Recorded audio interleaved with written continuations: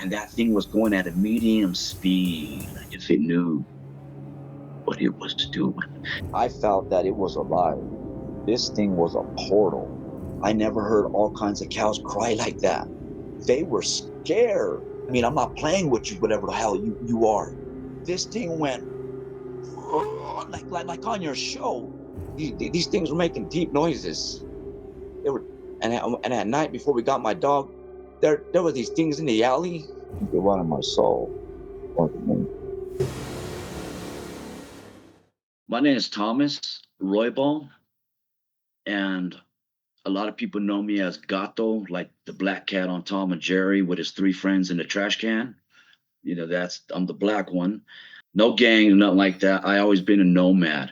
I've been different my whole life since I was a kid of doing like tents and stuff like that. So I my whole life, I'm not military, but I learned my whole life. I learned strategy of pioneer, mountain, military, and native. And when I go out there and hit the road, I don't like being at a house. I travel a lot. But the things I want to get at today is before I say anything, I do a lot of studying of like encounters and cryptids and stuff like that in so many shows because I see patterns that others probably don't see. There's one called Weird Encounters that talk about the Great Sand Dunes National Park, and there's one especially called Documentaries of the Great Sand Dunes National Park of Colorado, and there's a sheriff on there that talks about he was followed by this gigantic, huge blue orb that was on fire behind his truck in broad daylight on the road in Los Animas, Colorado. And that's the thing that I'm going to talk about later on that I saw. In 2018, I was on the streets back then, but I was always good at what I did.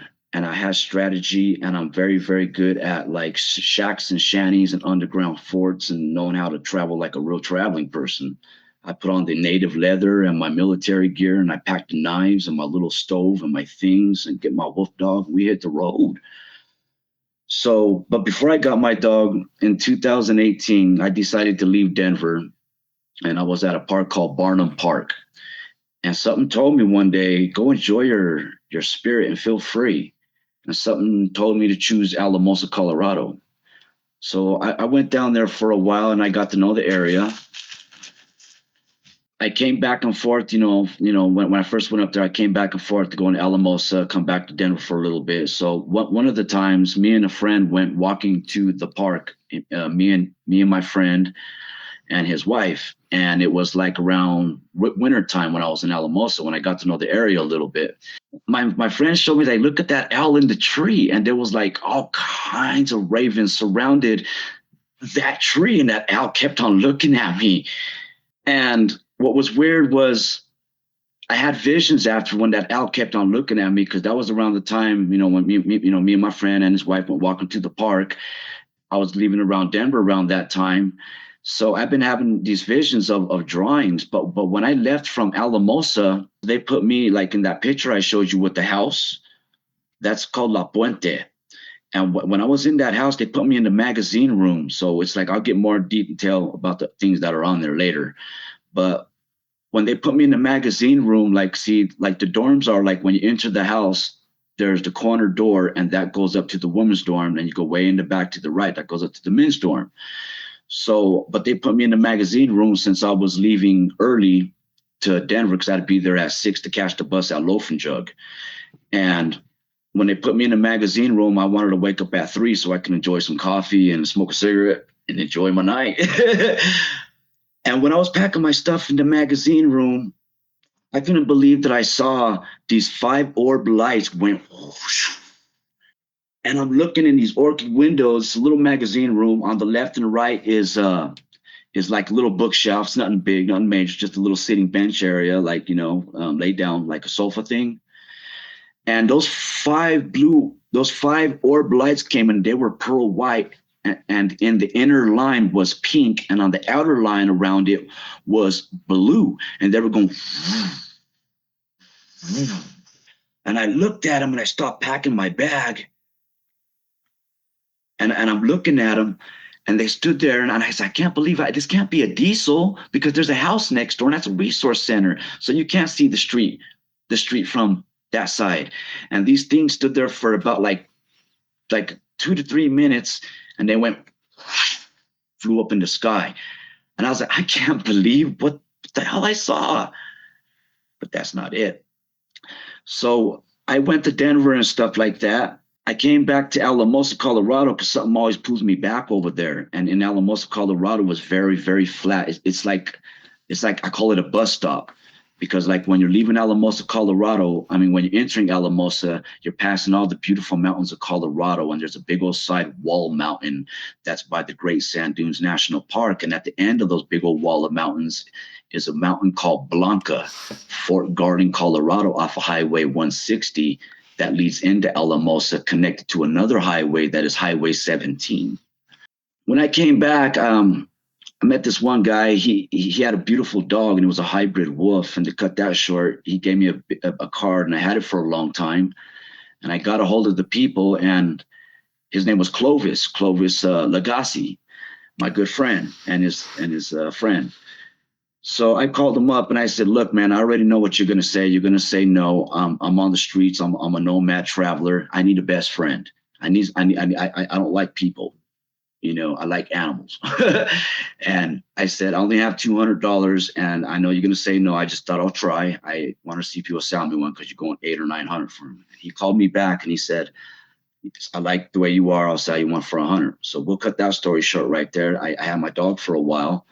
In 2019, me and my dog were in a place called Devil's Playground. And it's a place that I showed you on the map that I sent you. And it has a little balloon there. And that little balloon is in a little hidden area next to these two little bridges that are on the right that you can barely see, that goes over the river. And then catty corner above it on the left far, there is the Rio Grande Alamosa train track bridge.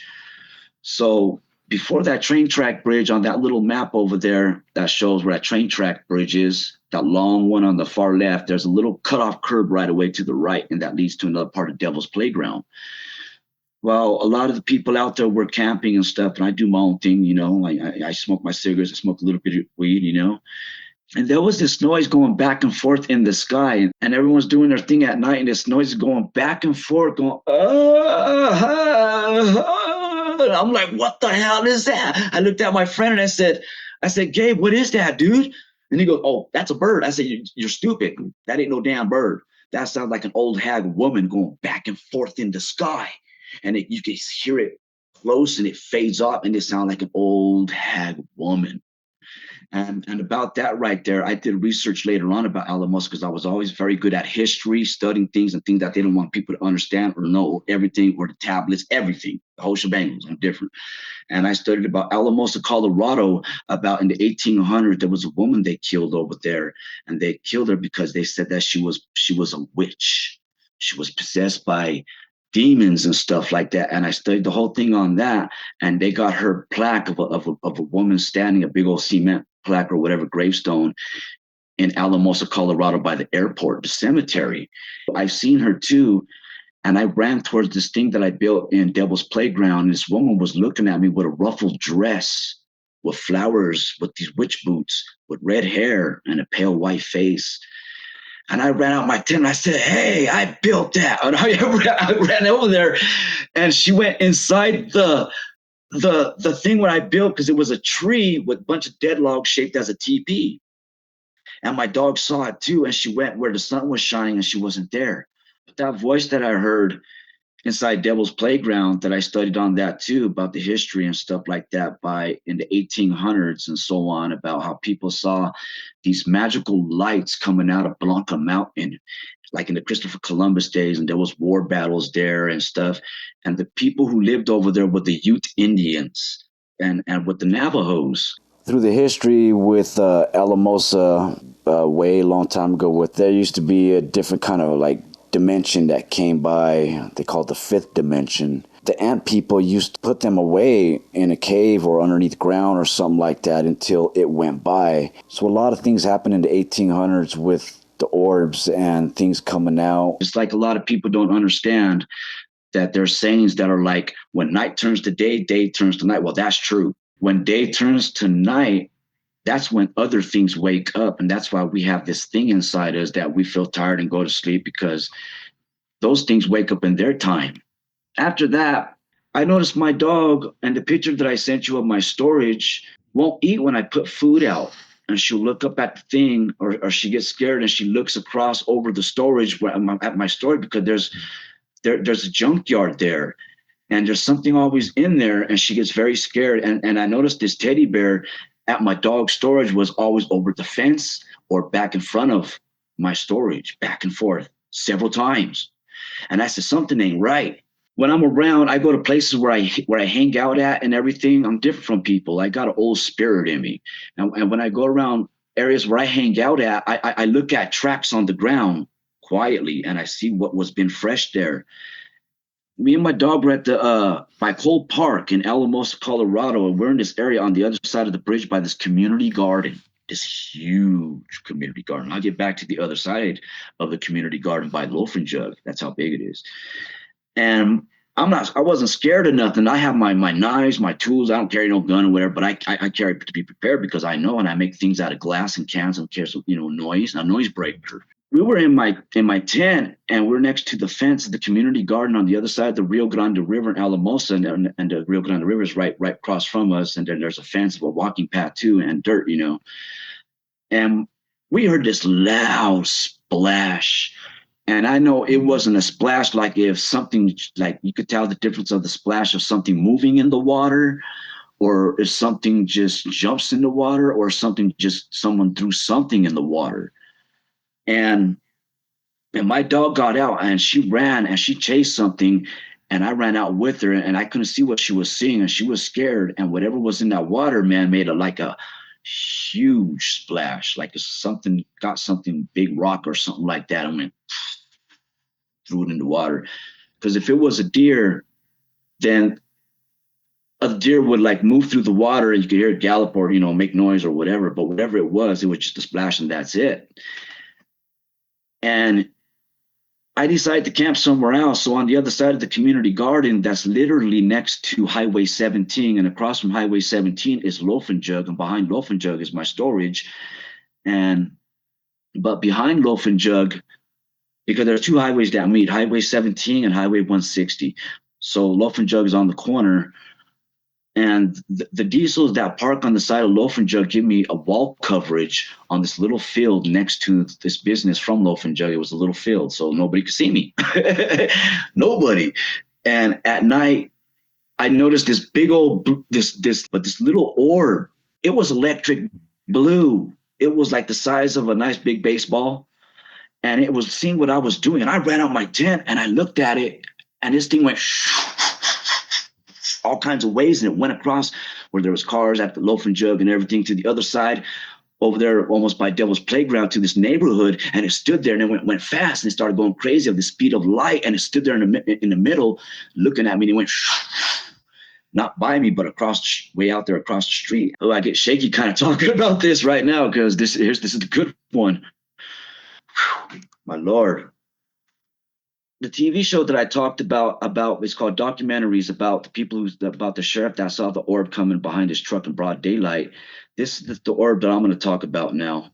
And dealing with that TV show too, there's different orbs out there, and I'm going to bring it out there loud and clear so America can hear this.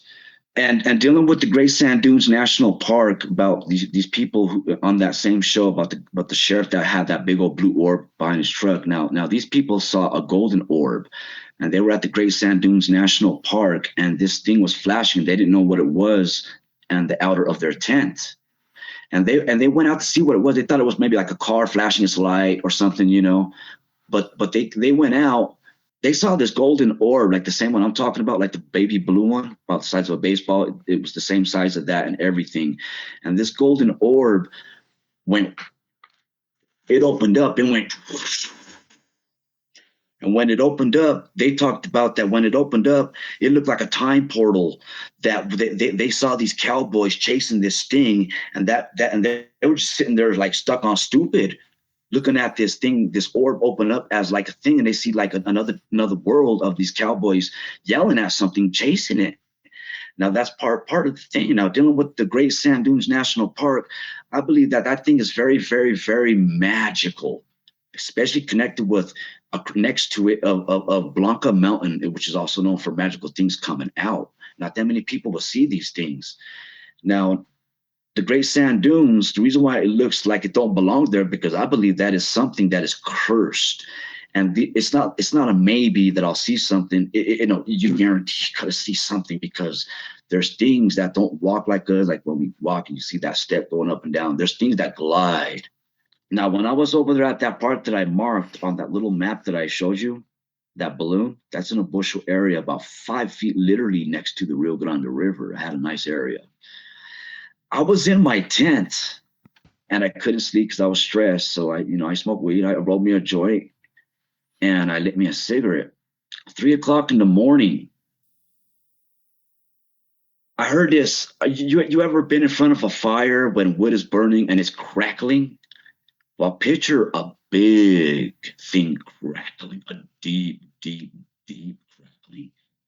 And I heard this crackling, and I'm dealing with the map that I sent you explains it, because I was in that little balloon area where there's bushel, and you got to walk, then go up the dike, and then that's where the dike is, and then right next to the dike are the train tracks, and it shows on the far left of the train tracks of the Rio Grande Alamosa thing.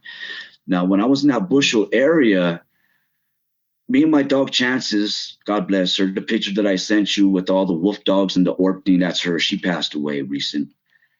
Oh, I miss her. Me and her heard this heavy crackling noise. And I was in my military tent. I got a USGI Desert Storm tent. When I pack, I know how to do it as a professional. Very good. That's why I like the life I live. I'm different.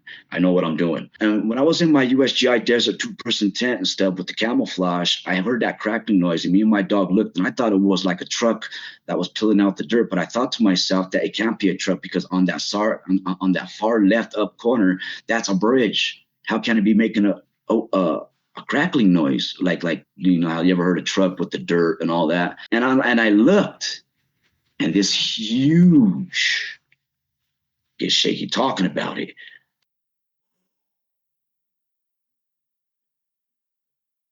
This huge, gigantic, like if you were looking at a cottonwood tree and the way they're real big and how big the bushel is way on top, that's how size this thing was.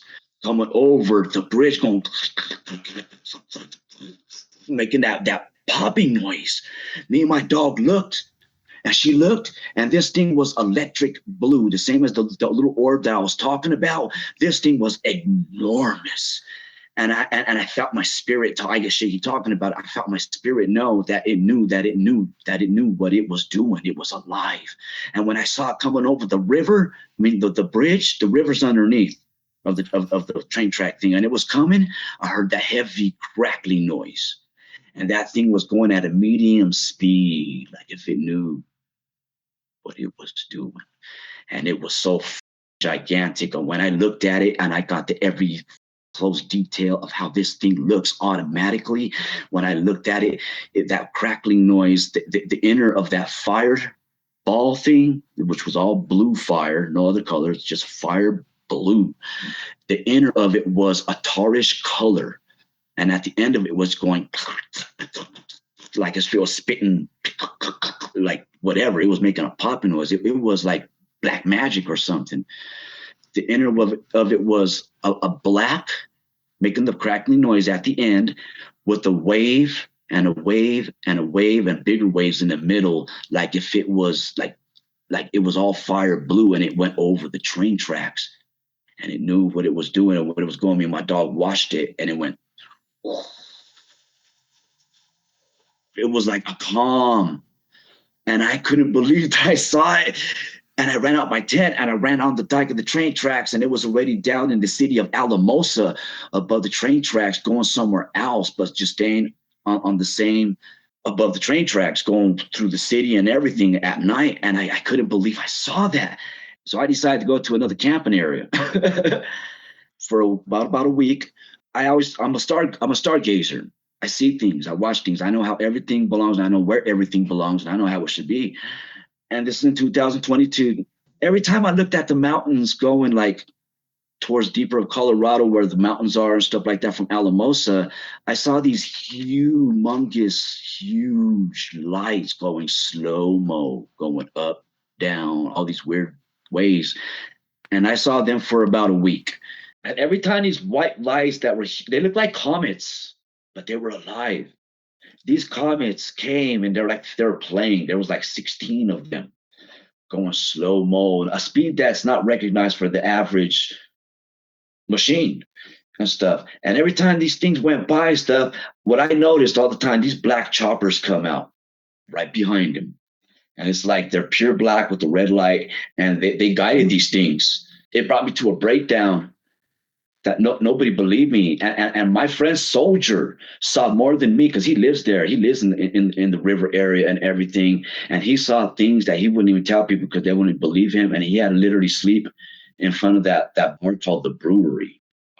I was at Loaf and Jug over there off of Highway 17 and Highway 160, and I was walking down, and a friend of mine was going to go with me so I could set up, and a storm was coming. And he didn't want to go, so I ran into another friend named White Wolf. He's a cool cat. You know, he said, "You got a cigarette?" I said, "Yeah, you go with me, set up my tent, and I'll give you a cigarette." So we went to set up my tent, and this is like where the beginning of Alamosa is, where this new Dollar General store is, where the fields and fields and fields like a desert of nothing in the middle of nothing is. This is the beginning of Alamosa. So he went with me to set up my tent, and I heard him set up my tent, and we chilled. I smoked a cigarette, and then he left. And when I was in my tent, me and my dog, the storm was in Alamosa, Colorado. Is San Luis Valley that it gets very, very windy out there. Not all the time, but what it does because it's like a bowl. There's nothing out there except for like a big bowl, and it's the flatness. So that valley out there could really pick up. When I set up my tent and my friend left and the storm was there a little bit and stuff, I was looking out towards where Devil's Playground was, kind of like towards where the train tracks on the far left. And I was looking out that way, and I saw these. When I saw those lightning domes, there was about four of them. The storm died, so I was like, okay, well, maybe I saw something like what Mother Nature would do or something, you know? When the storm died and stuff like that, I was in my tent and I'm in a dead log area by Devil's Playground. There's a lot of areas to Devil's Playground and the Rio Grande River and so on. I always learned in an old fashioned way of certain signs of things, and a lot of people wouldn't get that stuff right there. So what, like, you know, and I knew from a friend a long time ago, you know, always said, you know, when you're in a wild area, never trust a dog crying behind a tree because that ain't normal. No. So, you know, once the storm passed by and stuff like that, and it started to get dark and it was dark, then I heard this dog crying behind the tree. And when this dog was crying behind the tree, I let my dog, the one that passed away, I let her out with her leash to see what she was looking at because they could see better than us and stuff like that.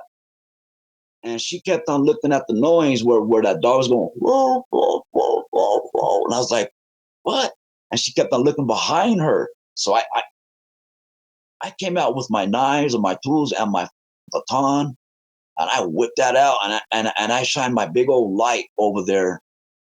And I saw these four wolf things. My light was strong. These four wolf things running down an hill. And I was like, oh, hell no. Oh, and then I got mad and I picked up a rock and stuff like that. And I went to where that thing was crying and I threw that big rock. I was so damn, I was pissed off. And when I threw that rock, I heard that thing like going cry like a dog and stuff like that. And I started hitting the pan with my baton and saying, I will KILL you. I will get you.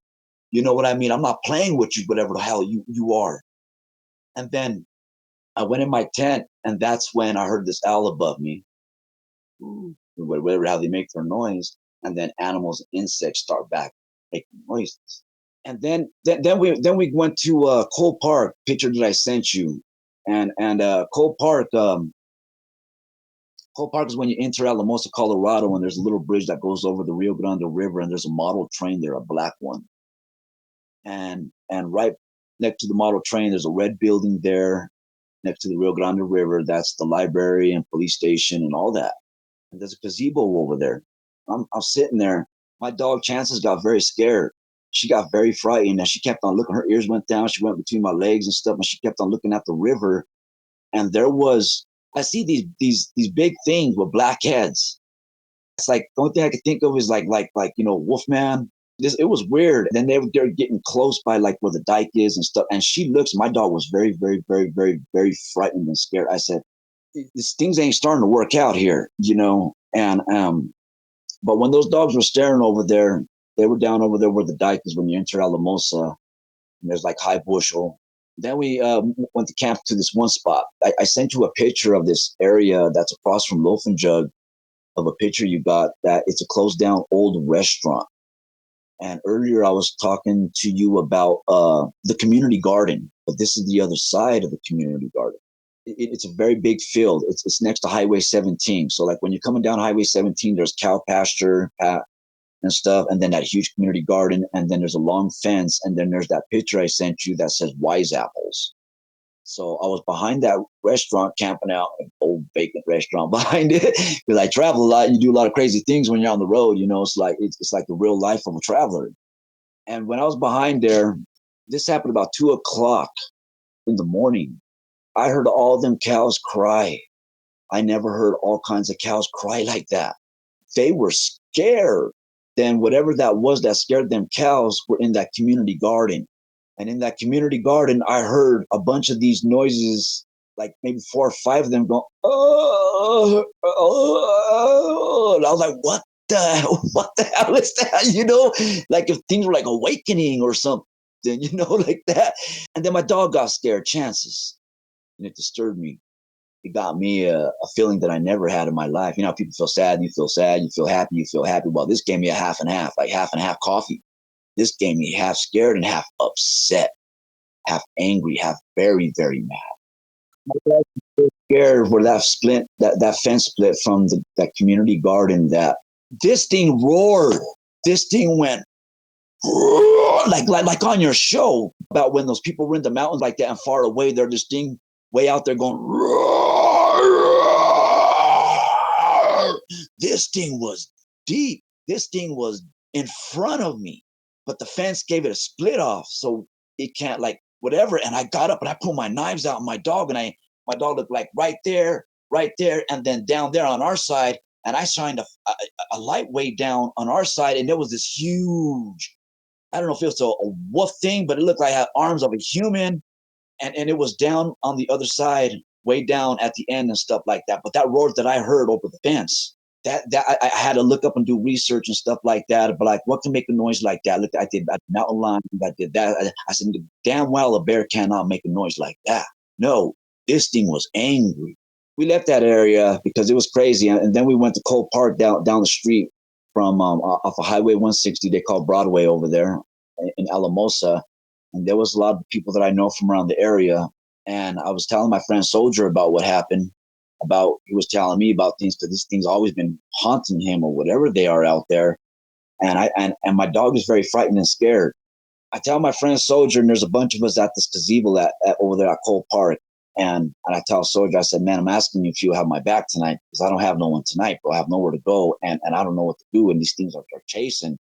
And then we start to see at Cole Park that there's a bunch of heads and stuff behind the trees. And I show them, and they didn't believe. And I showed them, and they seen them. And these heads that I saw behind the trees were shaped as like something that you see like heads of these gods and stuff. Like, as I do research, heads of these gods are like Moab of these animal things with the big stuff around their neck. That's things that we saw out there. But I had to go to Cole Park and sit down at the gazebo for all this that was happening. And there was a lot of people that I know from there, and my friend Soldier knows what's going on about what's been happening out there. And then I started to show him. My dog was getting very, very, very, very, very scared. She was like almost in panic attack. Down where the gazebo is, where we were and stuff, there's these like little short pine bushels. There's 4 of them. And that leads to another bridge that was over there in the area where that loud splash was that I was explaining in my story. Down by these pines and stuff like that, with these head things looking and stuff, this thing went I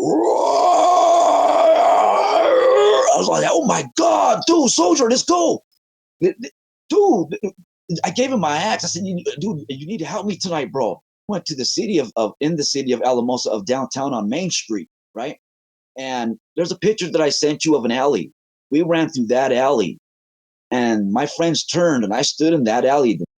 and I ducked down to see if I could see what if something was coming around or something like that, you know. And that's when I heard the third roar. That those things were following us.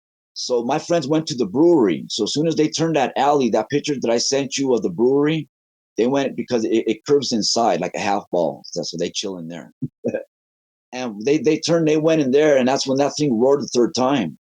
And that thing, man, I swear to God, like there's nothing that I can describe except for in the movies that you hear a damn deep monster roar.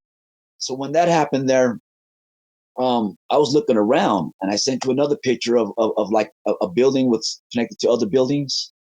There was something big up there, and I seen it at night, and it was like looking like somebody being nosy, like, you know, this thing was huge. I felt like I was in a Stephen King movie.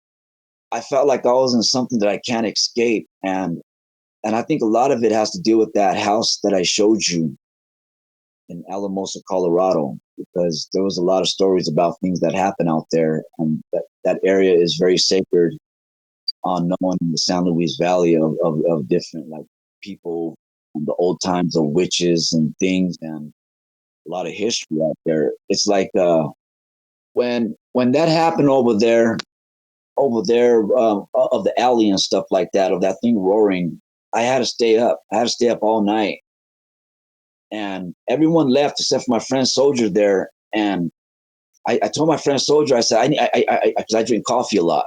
So I said, I need to go have a coffee. So I was down over there, the brewery.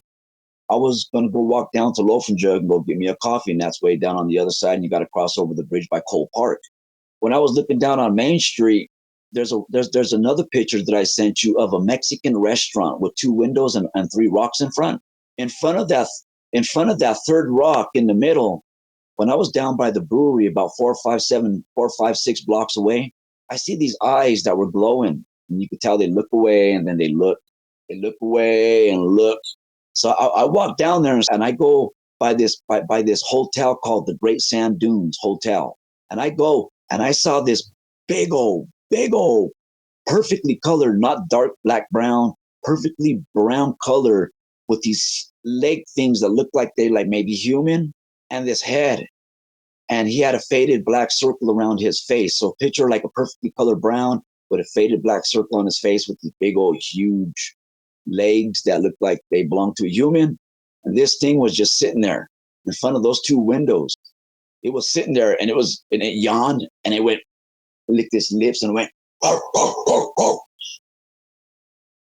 I, I I said, I stood over there by the fucking Sand Dunes Hotel, and I kept on looking on top of the roofs and things because these things were making noise.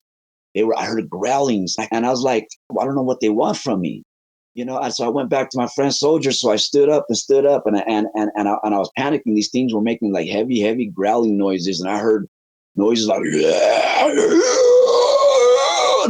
in the downtown of Alamosa, and I got scared. My friend Soldier said, "Chill, man." I said, "I can't, bro. I can't." And a car, you know, it's a small town at the end of Colorado, and there's like, you know, it's like being deep in the mountains, but there's nothing out there because it's flat before you get to New Mexico, and it's crazy, and it's like there was nobody out at all, nothing open, anything. And a car rolls by, and he was driving slow. I say, "Hey," and I go by his window and I tap on his window. "Please, you need to get me out of here, man. Give me a ride down here, please, please." And this guy thought I was crazy. Of course, people would be like, and I was like, it's like a movie, like someone like trying to get out, and people looking like, "Hey, this person's crazy." You know what I mean? So somebody was walking, and I said, "Brother, you got to walk me over to the loafing jug. I got to get out of here." I finally made it to the loafing jug, and a friend of mine that lived across the street from the loafing jug off of Highway 160 named Dennis, he seen that what was going on with me, and he let me stay there until the morning. And around that time when all this went on, I had a friend that I had to take my dog to before the thing that I saw that was staring over there at that Mexican restaurant. I got a friend named Smoke, and he lives above the Rainbow on Main Street in Alamosa. And I literally had to take my dog over there before that thing was staring at me. I took my dog there, and I said, "Would you please watch my dog, please?" And I told him what was going on. And at the time when I was telling him what was going on, we heard these loud things that were on top of the roofs. He was freaking out. So he took my dog, and he told me later on that there was something huge on top of his roof. The same area, Main Street ain't that big in Alamosa. So there was something big trying to peek in his window. He got shit scared, and my dog was scared. Something was trying to peek in his window and look at my dog or whatever. He took care of my dog while all this crazy stuff happened. But when I made it to Loafing Jug with all this stuff that happened, I stood at my friend Dennis's, and he seen what was going on. And I was talking. He had a friend there too, and I was talking to her, and we heard scratching. We heard scratching on the side of the house. We heard scratching on the side of the wall. We heard walking on top of the roof, and we heard knocking. So we look out there, and there ain't nothing there, nobody. And then we just, and then morning came, and I went back to Cole Park. I got a hold of another friend to see if they can put me in a shelter until I get things like right. I was so scared. My mind was going through so much for what I saw and the roars that I heard and the blue orb and those things running. I couldn't believe, like, and I don't like to share this story. It makes you think different about people. I needed help when I was out there, and I went to the shelter of Alamosa, and a friend of mine went with me, and these things followed me over there at the shelter. We went in the back of the shelter of that house that I showed you, and in the back there was dogs barking all down the alley and everything. And all that I heard were these deep things. And when it became night over there, I was in a position of getting my dog from my friend's house because he was watching my dog, and I was at the shelter. These things were making deep noises. They were, and at night before we got my dog, there were these things in the alley on top of the roofs in the alley, and they were watching me. They were making noises. So we went to get my dog and went back to the shelter, and they put me in front of the window over there. There's the dorms upstairs and a shelter with the office and the whole thing. It's a house and stuff. But they put me in front of the window there with a cot, and when I was looking out through the window across the street was this blurry static thing, fuzzy and static and big, with a wolf head in the alley just staring at me. And I seen these glowing eyes in the neighbors' yards of the houses. It blew my mind to see these things, and these things were following me from the beginning to the end, and these orbs and these heads and these screams of a monster just there, and it got to me. It really did. It's like stained in your head, tattooed, and it makes you think about what is real now. About like with the lizard people and stuff like that, confusing the mind of a human to net them of everything. It's like everything is harnessed, just like a crop of corn. And it's like they got people believing and stuff like that. But only special people are the ones who will see these things. And just like on your show with people who see a lot and so much of things out there. That video that I sent you, to me, is like $1 million. You enter the house of Alamosa, and there's the left window, the right window. But on the left side, there's a door to the office. When you're in the area and you enter the house, there's a door for the woman's dormitory that goes upstairs, and you walk down. I walk all the way back in the chow hall where all the tables and the chairs are, and there's a glass door on the far left, and there's a glass door I'm walking towards. And in the corner of the outside backyard, there's a blue orb, and then there's one at the fence, and then there's two more, and one in the other two windows when I turn my phone. And you can see it too when I'm walking towards the back of that video I sent you of that orb, and it kind of moves back. So you kind of like, oh, he's coming. And I couldn't believe that I had it on camera that I sent you with those blue orbs. Those things were staring at me in those windows and whatever they were. And people had incident with those blue orb things too, of that. One went by the microwave, and this old spirit thing came out looking like it was from the Benjamin Franklin days. It was by the microwave hovering. I couldn't believe I went through all that, and those things were just staring at me through the windows and even across the street. And these eyes, man, I couldn't believe what I saw. When I went back to Denver, I thought it would probably be all over. But there's a picture I sent you of a Burger King, and I was sitting there smoking a joint about maybe about 2:00. And I was smoking a cigarette, trying to unwind from all the stuff that I was seeing and dealing with and stuff like that. And my dog gets up, the one that passed away that I sent you the pictures of. She gets up and she starts barking, and this pink balloon comes out from behind, because like it goes like Federal, the sidewalk, and that patch of grass, and then Burger King, and then way in the back is a Hotel 6. While in between of the Hotel 6 and Burger King, a balloon came out on the ground while the wind was blowing, and it should have blew with it, not hard wind, but medium. And this balloon came, and it was on the street of where you park cars at Burger King, and it went perfectly. It turned, stood on the ground all the time, and it came straight, and then it turned, and it came to my lap. I don't know what it was. My dog was freaking out. My dog jumped up and started barking, and at the same time when that was going on, there was a black wolf that came out on the side of the wall of the Hotel 6. I got mad. I got that balloon that came into my lap, and I popped it and put it in my pocket, and I got up, because I always travel with a Russian Kodak military bag that you can put a lot of stuff in there. I really go on out when I survive, and I keep warm, and I know my game. I pulled out my knives and stuff. I mean, my dog Chance, we went to that dog, and I said, I will take your heart, and I will take your fur. I will get you. And that dog looked, and we went toward it, and that dog took off. And I said, I don't know what the hell it was, but something weird happened with that balloon that came out.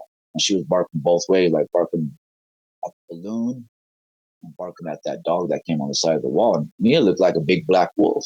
I see how wolves are. I went through a lot, and I seen a lot. And to me, but when I did leave Alamosa, Colorado, and stuff, and all these things were happening, they got me a ticket over there, because the police station help out with tickets over there for people who get back toward like the areas of Colorado and stuff like that. I had to jump on the bus. I had to jump on the bus and get out of there for all the things that were happening there. And it was too unreal for me. No, I'm not crazy. I seen something that'll just different things. The blue orb, the wolf things running, the little orb, that witch, the history of that witch, and the heads at the park, and it's like all that's like, this is too much for me. Before we got my dog, and I went to the shelter, and I saw what I saw through the windows and stuff, with those static little. I heard like a howling in broad daylight, and this had me very worried. This howling sounded like more of a female wolf, and when this howling was going, it barked at the end, like if it was leading like something in command. And then I heard other barks circling around, and they got closer and closer. And this thing is like talking. This thing is giving order. This thing was howling like if it's the main Sancha or Sancho or whatever it is. And when it barks, it leaves a command, like if they're talking to each other, just like in the military. And with all this that went on over there, I had to do a lot of research and stuff like that about the San Luis Valley, about how, if there's a lady over there off of Highway 17 in Moffett, Colorado. She has a patio thing that's made out of metal, but it's for seeing things in the sky. That's why she opened it the way she did, as a thing for seeing things. They see cigar-shaped things, orbs, huge things with lights, with the line of lights going across. When I got on the bus, I did have a little problem with someone on the bus, because I was so tired. I was so stressed out, and my mind was not processing. This one lady had the window open. It was cold too, it was winter. And I kind of got mad, and I shut it. I shut her window. I did. And I said, I am cold and I am tired, and it's hella cold, and you want that window open? So the guy got mad and kicked me off the bus in Salida, Colorado. And I had to have my brother come and get me. I called my brother. He was pissed off. He was upset. And he wanted to know what was happening. I said, if I tell you, you won't believe me. So I told him a little bit about it, and he didn't believe me, really. And later on in time, when things slowed down, I showed him the thing like that I sent you with the orbs, and it was real.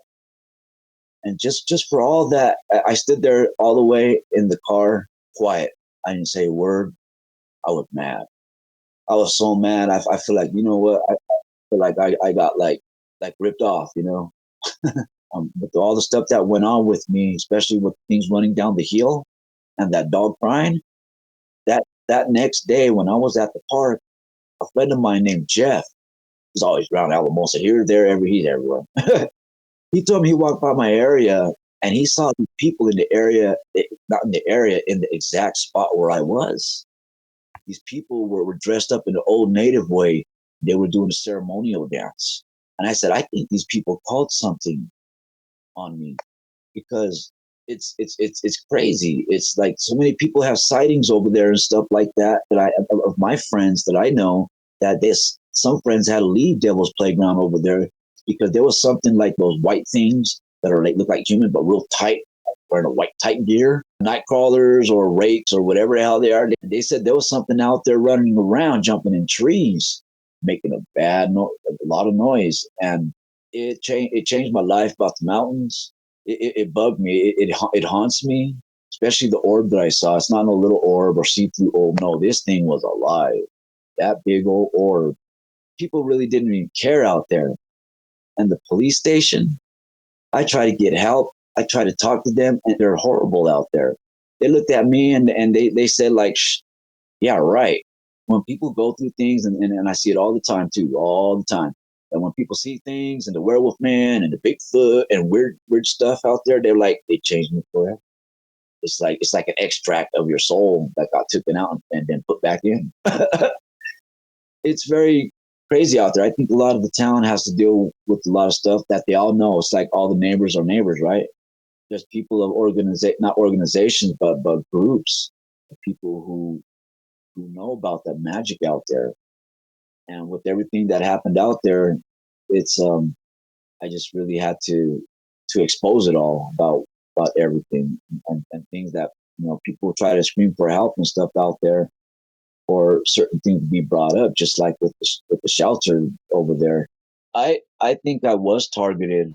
I don't know what for, but like every time when my dog was there before I gave her to my not gave her but had my friend watch her, my dog was scared, and I can't see what she sees, but she looked at the trees. I try to wrap my mind around it. I'm like why would I be targeted? Is it because I'm different? Because I always felt like I was different in my whole life, and I've seen things in my life. Animals always sat by me without having no fear. Just like a lady over there at the Rainbow, she told me, she kept on looking at me. The Rainbow place is a place where where they give you free clothes for the homeless people. Yeah. And kept on looking at me. She told me, she goes, I am a medium, and I have somebody in front of me here that keeps on bugging me that needs to talk to you. And I said, well, who is that? She goes, well, it's an old man. And it's he says that he's your dad's dad. And she gave the name too, Eloy Roybal. I didn't tell her the name. And she says, hang in there. He's here with you all the time, and he walks with you. But so being targeted, I'm very sensitive in my spirit. Maybe that's why I was very targeted, because I feel things. And I don't know if what they wanted from me. Like what the hell do you want? Like, is there something I took? And like, how did I get could it be the gift that you gave me? I never drawn in my life. Those pictures that I sent you, but that's my artwork. And I became an artist overnight at my brother. These visions came in my head. A hand came in my head, how to do this, how to do that. And it wasn't a practice. My first one was dope. And all my drawings are about like, trees, caterpillars, butterflies, bees, skinwalkers, half man, half wolf, wolves. So is it maybe something they gave me and they want it back? Take it back. But I don't know why. I feel like I asked that question too. Did you have anything that happened to you as a child that might have led to this in any way? I'm glad you asked that. When I was 5, I got into a car accident, and I was dragged underneath the car for a whole block. I was dead. I came back to life. I lost my eye. I was very different. I was made a front of my whole life. One eye, blind boy Willie, cross-sighted. I stood to myself. The darkness became my best friend. Not like something magical, but I felt comfortable. And I've been through that my whole life. That's why I had my doctor made me a wolf eye to see here. Because I always fascinated with things that are not normal. I was always into things that people wouldn't normally think of. They're more too much into their life, this, that, car, new thing. I'm more into cryptids and why they are and what's out there. Could it be another world? Are we caterpillars? which I mean is we are living like this, and when we die, we fly like butterflies. When I passed, I got in the car accident when I was 5, and I was in a body cast for a long time and a coma, and I seen things, but there was nobody there. Tell me more about those wolf beings, because in the story, and the way you described them was equally horrifying, but I envision them kind of being like werewolf dogman like beings, coyote entities that were kind of like, you need to stop what you're doing, like stop looking into us. Like when I saw them things run down the hill, all that I saw was 4 things tall with those eyes, like the one that I explained on Main Street when he was sitting there, just staring, and he licks his chops. But the way that I saw them was, I wasn't sure what kind of hair or color, but I know that they were running down the hill. And there was 4 of them, and that was like, only thing that I could describe is that I caught them at the perfect time, because when I let my dog out, and my dog was looking more that way instead of the luring noise, because whatever that thing was that was making that dog cry, that was a lure to get my attention, while the others come from behind. And I caught that. And I got so mad. But when I saw them, all that I saw was like if someone sees through like with light. I shine my light, and it's like dealing with light and dark, that you can only get a see the outer line of whatever it is. You can make out what it is, but not what color. So when I saw them when they were running down, I saw that they were trying to go around. It's like, this can't be real. This has to deal with people who live in that town. I think that's why they live out there, because they don't got to go through a lot of driving or whatever. But people who live or connected with that town, they know.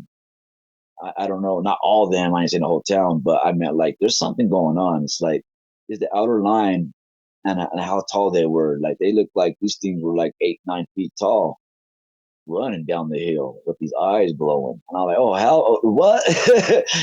Sometimes your mind tells you like, is this real? You were in one of my episodes, bro. My dog was by the Rio Grande River, and I got mad at her.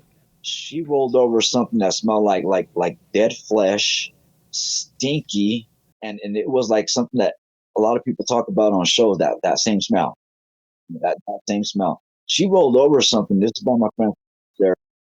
This smell stood on her fur, and it was like a see-throughish gel almost. And I was so mad at her that I don't know if she brought attention to things that stung. It plays with your mind. It really does. All this. That's why when I hear people talk about their stories and everything, and at the end they're like, it changed me forever, and everything else. Like, you right. You damn right. There should be an organization group where we all get together and we talk about this. You mentioned the clear gel. What's really weird is I did an interview with a gentleman named Ben Regal. He was on These Woods Are Haunted. I had a chance to interview him about 1.5 years ago. And I remember him telling me in his account that, I don't know if it was that event exactly, but sometime around there, they had also found like this weird transparent kind of gelatinous liquid on the ground. Now, he didn't smell it, but it was just weird that, he kept seeing it. And then like he had a sighting of like this colonial dressed spirit. And then he heard like these screams in the thicket, I'm like, what? And then you look into some of these like demonic possession cases, they talk about like this weird kind of like clear liquid that like runs down the walls and stuff. A famous case is it was a house that was purchased, I want to say in Illinois. There's a famous guy, Zach Baggins, bought the house and he demolished it. I think there's a documentary on it called Demon House, and I can't remember the family that it happened to, but that's a case where it happened. It's been documented before. Anyway, it's very strange. It's also no surprise to me that all of these things, they seem like they were so close together in terms of like, you saw this, then you saw that, like they were tied together almost as if they had like a mission to either come against you or a message or something. I never heard a dog cry like that behind a tree, especially in the middle of nowhere next to a city. I said, okay, that ain't normal. I'm not stupid here. And that's why when I thought about it, And my dog kept on putting her ears down and she was crying. I said, I know. I know what you're telling me. You know, for me doing this, the research on Alamosa, Colorado, and the Great Sand Dunes and all that area over there, that's been known for a lot of like different religions, different kind of sacrifices, different kind of natives, and it's all together. It's like putting Frankenstein, Dracula, Bigfoot, and all the whole party together as one. And it's like that's why it's so weird out there for a lot what's happening, because there's just a very high energy, especially where I saw that witch lady I told you over there. I have my phone and it goes berserks. I can't do this. It takes it off, goes back here, it goes there. It functions weird. Like if you're taking an electric device over there, and it will not let you do what you're doing because of the high energy there. I met a friend over there that saw this orb that I saw, the same one, the little blue one. They showed me on the phone. I didn't believe it, and that blue orb flew around them. They weren't scared, and it went on the ground and it opened like a portal. And this person came out looking like he was from the Christopher Columbus days with his hat and his ruffles with his pants. You know, the way they dressed back then. He looked like that, and then he went back into orbit. It flew. And a lot of people have been seeing things out there, and I want to put it on blast. A lot of people see a thing like a ship out there in Devil's Playground. It's like a ghost ship, and there are these blue things that are dressed up like from the pirate days. That's how they look. And a lot of people told me about these weird things out there. So there's something living, dimension, world out there. But with everything that I've been through, I know I've seen enough on that. It was too unreal, man. It was like like when I was telling you about that big old blue orb that I saw, and personally, my thought, my mind, I believe that's like a thing that drops these things off, and they go somewhere and they come out. I heard a lot about, like, you know, for example, a short story. My friend Soldier, he saw this little human creature about 3 feet high, 2 feet high, with the old man's face, small, and he's going, ah, ah, ah. And I heard about those at Superstition Mountain, about how these little dwarfs or whatever they are used to fight with Apache Indians against the Navajos. These little creatures, yeah, and they're out there too. I haven't saw one, but my friend saw one of them over there, and he couldn't believe he saw this little thing in the tree, look like a little demon human, whatever it is, making little noises at him, looking at him. There's a name for them. They call them duendes. If you're from Western Europe, a lot of them are just known as the Fae, which we've kind of taken them and made them into fairies. Then Disney has kind of, you know, done the Disney thing to them. But if you talk to anybody from like Ireland or any of that, like they're not these, you know, little Tinkerbell. I mean, they're terrifying little entities. But I mean, that's such an ambiguous topic because there's just so much. There's many tribes. Somebody sent me a TikTok the other day, and I don't know the tribe of this girl, but she was explaining how her grandmother told her that there's certain areas in the forest that you don't go because her tribe, they had a name for them, but they didn't call them the Fae. They were just the little people. And that you don't go to these certain areas unless you put ash in your face. And it had to do with respect, basically signaling that you weren't a threat. Sasquatch were there as well. But apparently with this girl, she had a story where a girl had gone into the area, she didn't have ash on, and, you know, she went missing. People have talked about seeing, like, you know, gargoyle-like beings and stuff in caves and flying out and, like, you know, snatching cattle, like things like that. You know, these are people coming across the border and saying this stuff, you know, who can't speak English, and they're like, you know, what the hell is that? There's just a myriad of things. One of the most interesting things to me, and I know this is a little bit, we're kind of teetering a little bit to the east here. I want to say it's at least back in the 1800s. It was as we were kind of making our way over after the Louisiana Purchase, we started talking to more of the Chickasaw and the Choctaw tribes. And, you know, they have stories of what they refer to as these hairy men like Bigfoot and Dogman killing each other for food, being the Chickasaw and the Choctaw were the food. And so you had like these warring tribes. Yeah. I want to say it was the Choctaw that at one point they had sent like a group of warriors out. It was like a 5-day trip, you know, because back then they had to go a great distance. And I want to say like all of them died except for one. There's also a lot of occult and black magic practice out there because it's very barren, very, very desolate. There has been a history of human sacrifice because, again, it's it's very easy to do out there. I mean, who's going to see you? Who's going to call you? This lady was in Salida, Colorado, and I'll, when something's on my mind, I'll keep on researching it and finding until I find what I'm looking for and see if I can find it in any way, shape, or form. I won't stop. So I found this lady. She was in Salida, and she was a medicine woman from the Navajos.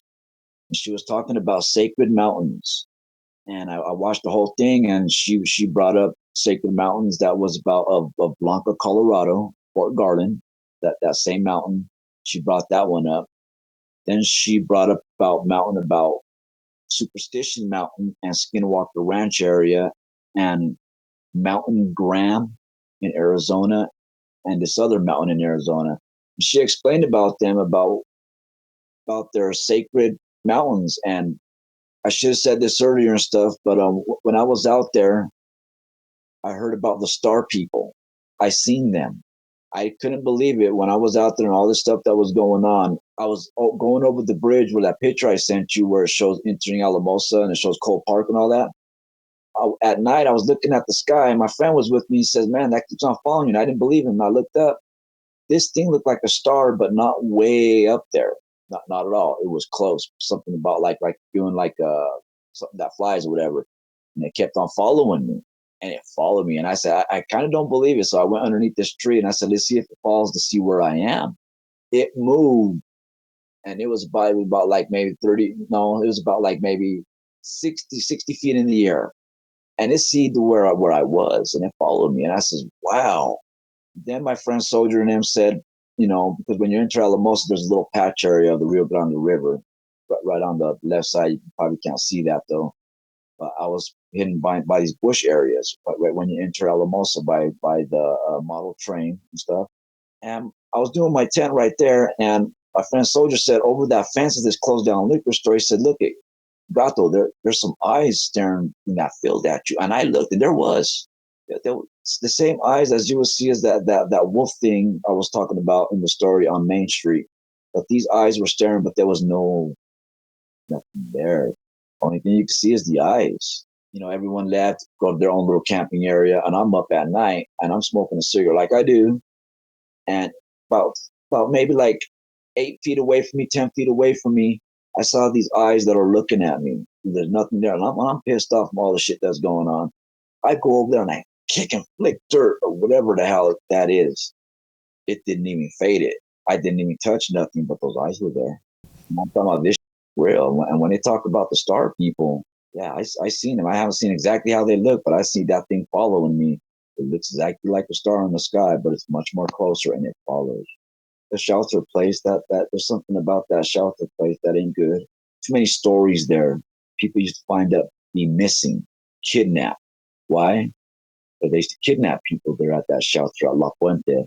They used to kill them, get their body pieces and sell it to doctors out there who do whatever, you know what I'm saying, like surgical things and stuff like that. I learned a lot about out there being in Alamosa, and yeah, I am going to expose it.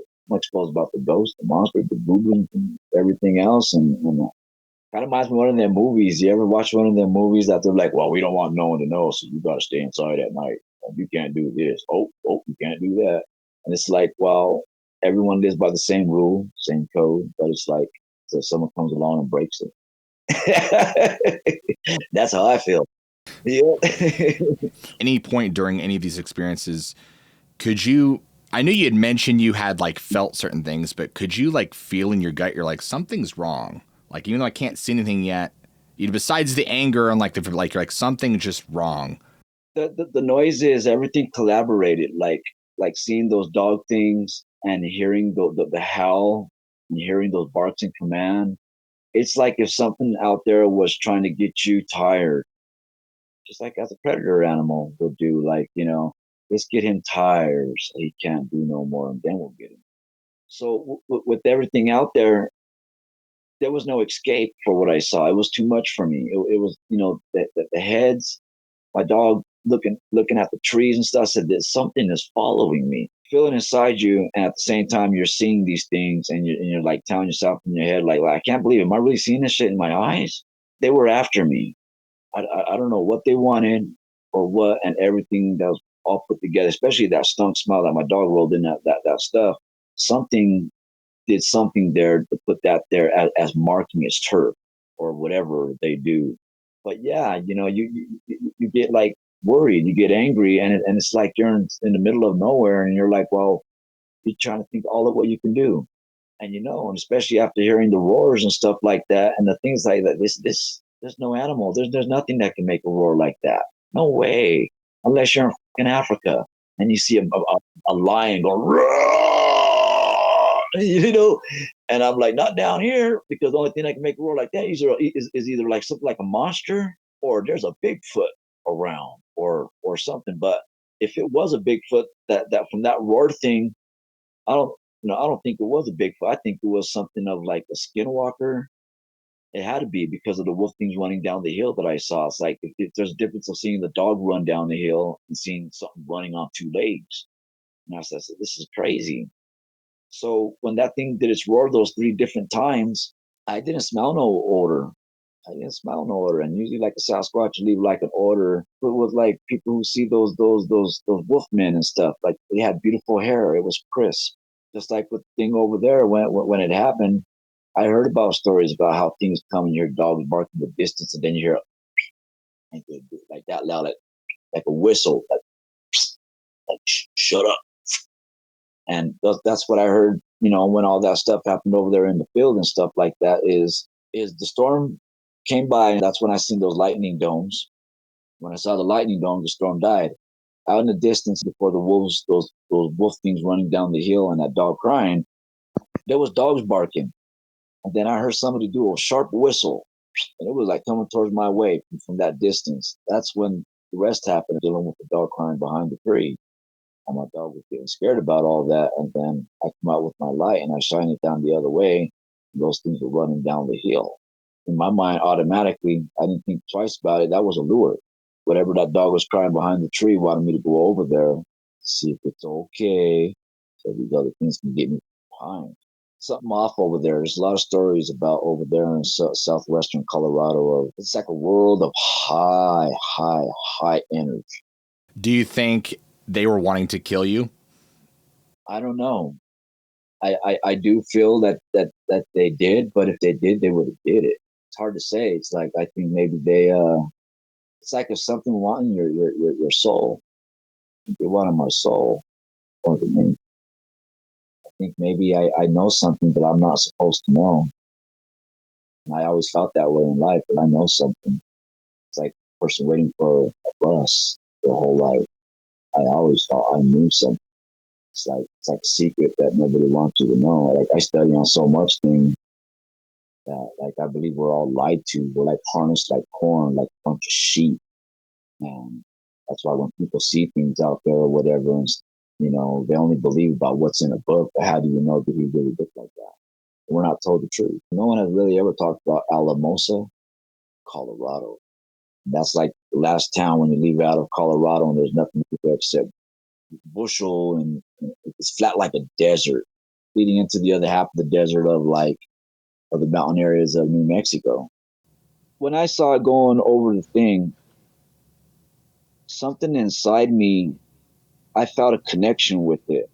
And I don't know how to describe that. Like, I felt it alive. I felt that it knew what it was doing. I felt that it was alive. This thing was a portal.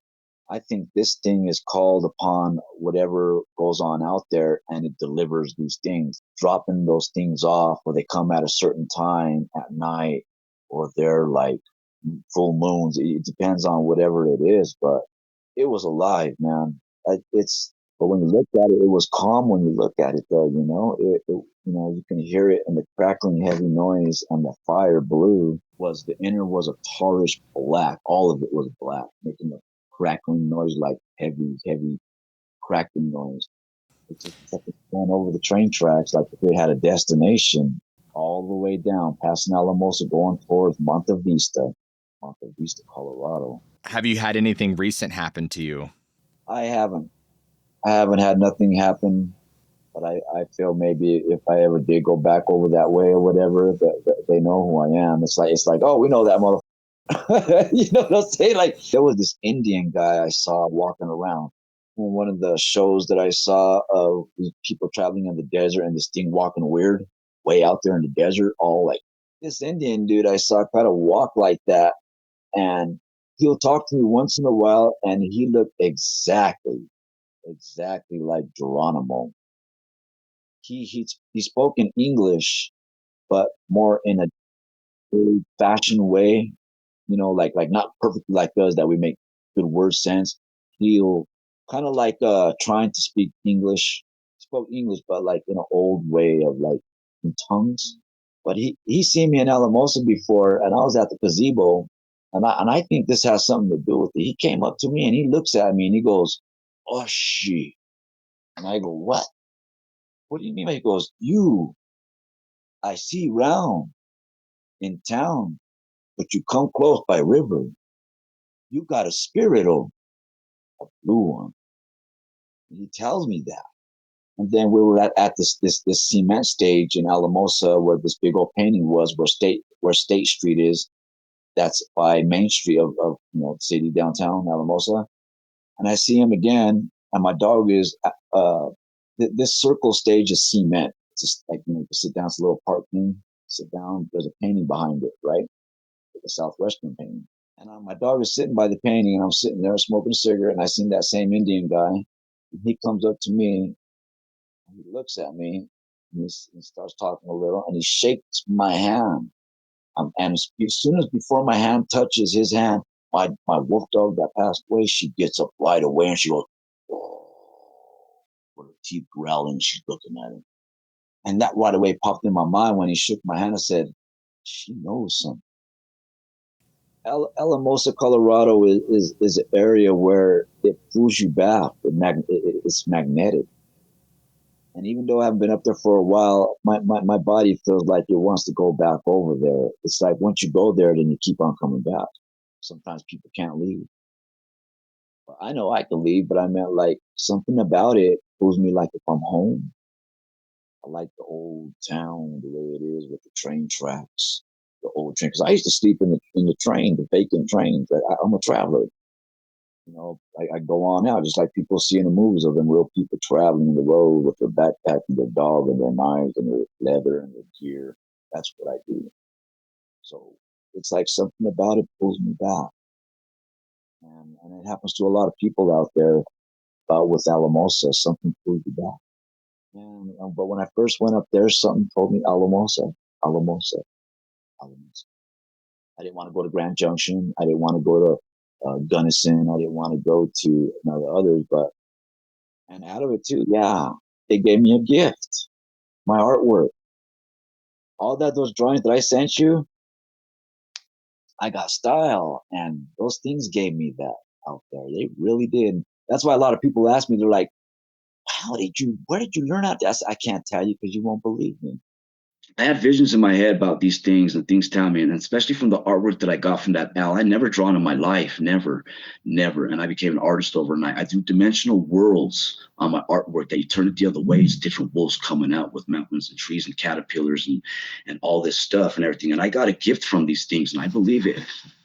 He told me I have an aura. He said you got an aura over you. Sometimes I wonder, like I try to research that and see what it means. Like if you're dealing with aura, and aura means like there's a different spirit living in you. And I'm thinking maybe could it be that spirit living in me that draws? Because there are times I'll just look at the paper without looking nowhere else, and I'm not looking over there, and I'm looking somewhere else, and my hand is somewhere else drawing on the paper, and I do these glitching things of wolves.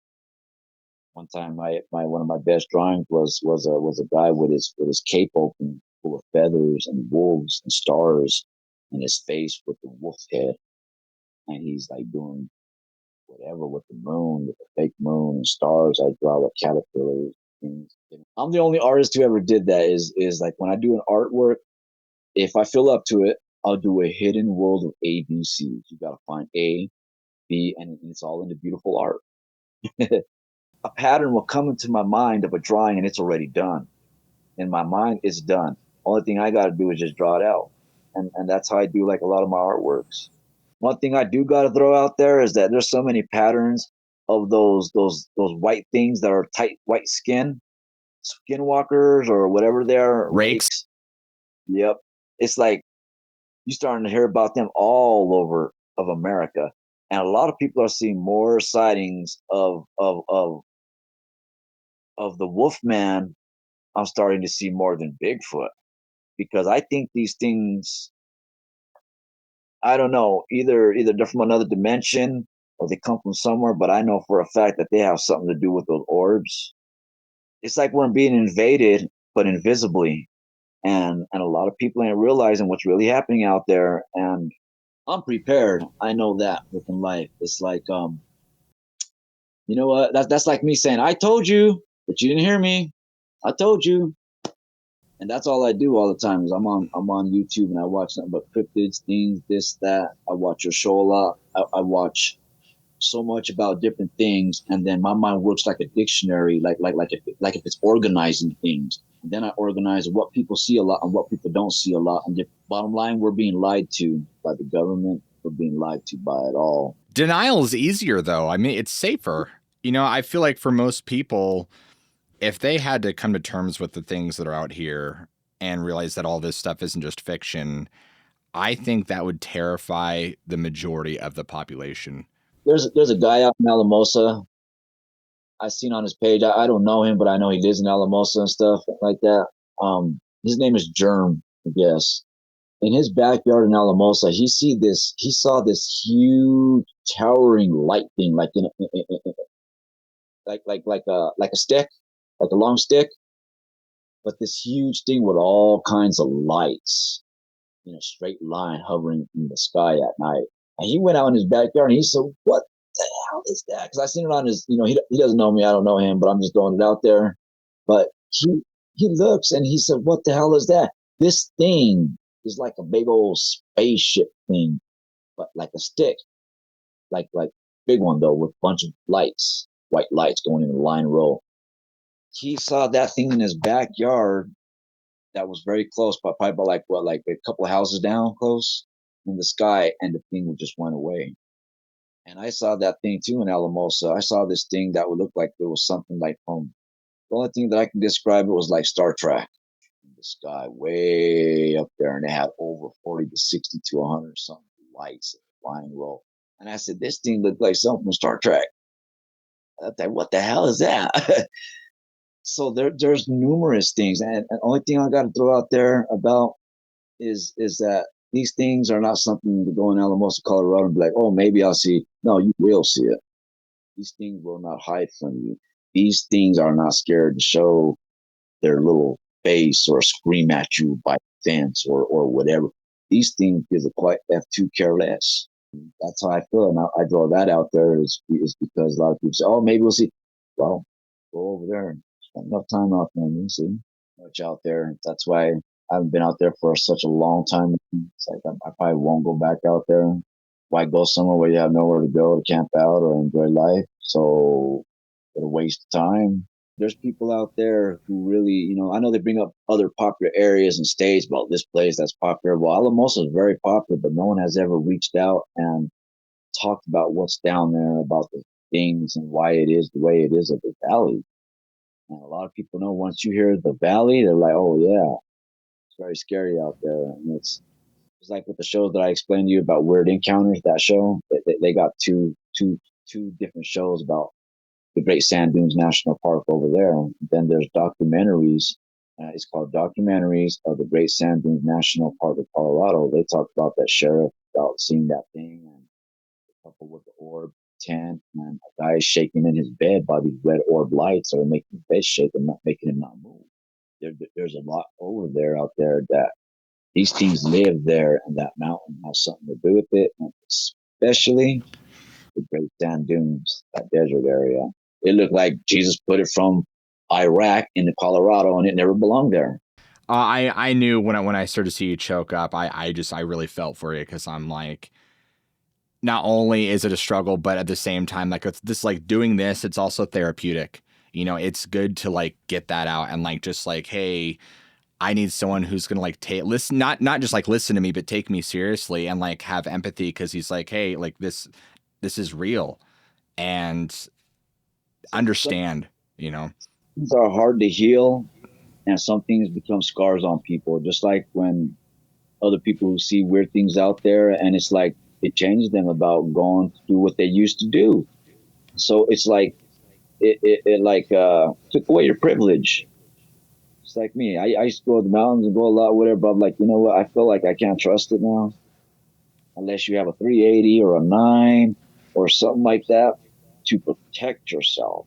But 357. I wouldn't pack anything less than the 357. Some people say it's overkill, but you know, I ain't shooting to stun, you know.